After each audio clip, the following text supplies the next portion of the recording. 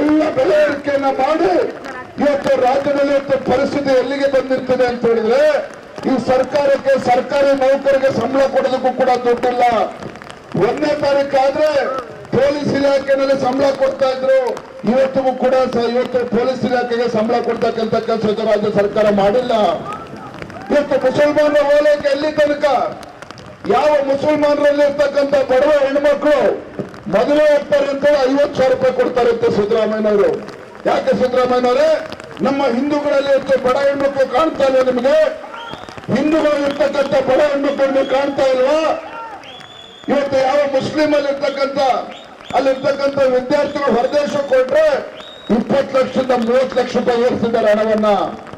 ನಮ್ಮ ಹಿಂದೂ ಮಕ್ಕಳು ಏನ್ ಅನ್ಯಾಯ ಮಾಡಿದ್ದಾರೆ ನಿಮಗೆ? ಏನ್ ಅನ್ಯಾಯ ಮಾಡಿದ್ದಾರೆ? ಸರ್ಕಾರಿ ಕಾಮಗಾರಿಗಳನ್ನು ಕೂಡ 4% ರಿಸರ್ವೇಶನ್ ಅನ್ನು ಕೊಟ್ಟಿದ್ದಾರೆ ಸಿದ್ದರಾಮಯ್ಯನವರು. ನಾನು ಈ ವೇದಿಕೆ ಮೂಲಕ ರಾಜ್ಯದ ಮುಖ್ಯಮಂತ್ರಿ ಕೇಳಕ್ಕೆ ಇಷ್ಟಪಡ್ತೇನೆ, ಸಿದ್ದರಾಮಯ್ಯನವರು ನಿಮಗೆ ಹಿಂದೂಗಳು ಮತವನ್ನು ಕೊಟ್ಟಿರುವಾಗ ರಾಜ್ಯದಲ್ಲಿ ಹಿಂದುಳಿದ ಸಮಾಜಗಳು ನಿಮಗೆ ಮತವನ್ನ ಕೊಟ್ಟಿಲ್ಲ.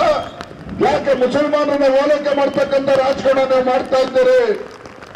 ಯಾಕೆ ಮುಸಲ್ಮಾನರಿಗೆ ಓಲೈಕೆ ಮಾಡ್ತಕ್ಕಂಥ ರಾಜಕಾರಣ ಮಾಡೋದ್ರ ಜೊತೆಗೆ ಹಿಂದೂಗಳಿಗೆ ಅಪಮಾನ ಮಾಡ್ತಕ್ಕಂಥ ಕೆಲಸ ರಾಜ್ಯದ ಮುಖ್ಯಮಂತ್ರಿ ಮಾಡ್ತಾ ಇದ್ದಾರೆ. ಅದಕ್ಕೋಸ್ಕರ ಭಾರತೀಯ ಜನತಾ ಪಾರ್ಟಿ ಜನಾಕ್ರೋಶ ಯಾತ್ರೆಯನ್ನು ಪ್ರಾರಂಭ ಮಾಡಿದ್ದೇವೆ.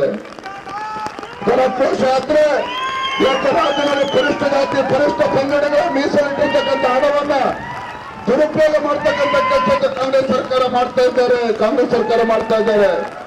ಮೊನ್ನೆ ಮಾತನ್ನು ಸ್ನೇಹಿತರು ಕೇಳಿದ್ರು, ಇವತ್ತು ನಿಮ್ದೇ ಮೋದಿ ಸರ್ಕಾರ ಇದೆ, ಇವತ್ತು ಡೀಸೆಲ್ ಮೇಲೆ 2 ರೂಪಾಯಿ ಜಾಸ್ತಿ ಮಾಡಿದ್ರು ಅಂತ ಹೇಳಿದ್ರು.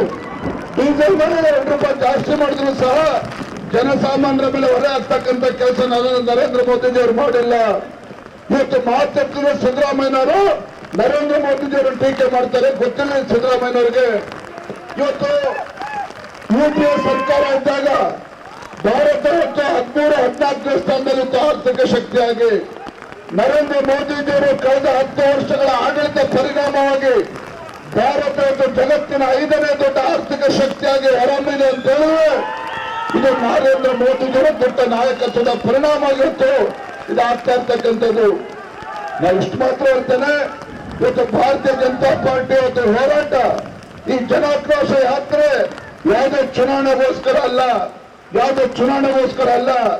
ಇವತ್ತು ಜನಪರವಾಗಿ ಆಡಳಿತ ನೀಡ್ತೇವೆ ಅಂತೇಳಿ ಅಧಿಕಾರದ ಚುಕ್ಕಾಣಿ ಹಿಡಿದಿರ್ತಕ್ಕಂಥ ಈ ಜನವಿರೋಧಿ ಕಾಂಗ್ರೆಸ್ ಸರ್ಕಾರ, ಬಡವ ವಿರೋಧಿ ಕಾಂಗ್ರೆಸ್ ಸರ್ಕಾರ, ರೈತ ವಿರೋಧಿ ಕಾಂಗ್ರೆಸ್ ಸರ್ಕಾರ, ಇಂಥ ಹಿಂದೂ ವಿರೋಧಿ ಕಾಂಗ್ರೆಸ್ ಸರ್ಕಾರವನ್ನ ಬುಡ ಸಮೇತ ಕಿತ್ತಾಡ್ತಕ್ಕಂಥ ಶಕ್ತಿ ಭಾರತೀಯ ಜನತಾ ಪಾರ್ಟಿ ಕಾರ್ಯಕರ್ತರಿಗಿದೆ.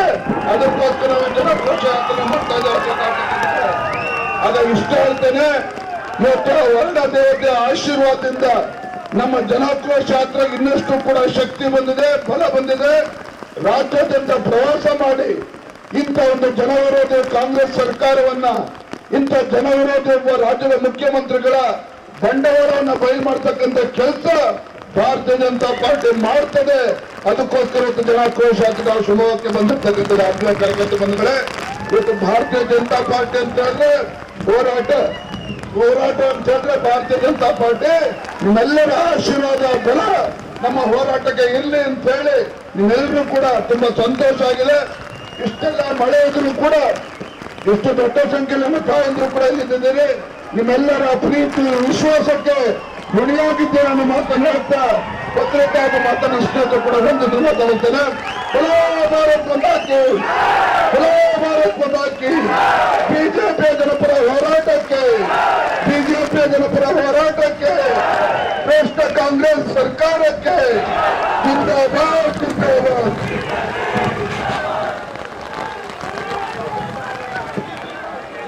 ಮಳೆಯಲ್ಲಿ ಕಾಂಗ್ರೆಸ್ ವಿರುದ್ಧ ಗುಡುಗಿದ ವಿಜಯೇಂದ್ರ ಅವರಿಗೆ, ಮಳೆಯಲ್ಲಿಯೇ ಕಾಂಗ್ರೆಸ್ ವಿರುದ್ಧ ಗುಡುಗಿದ ವಿಜಯೇಂದ್ರ ಅವರಿಗೆ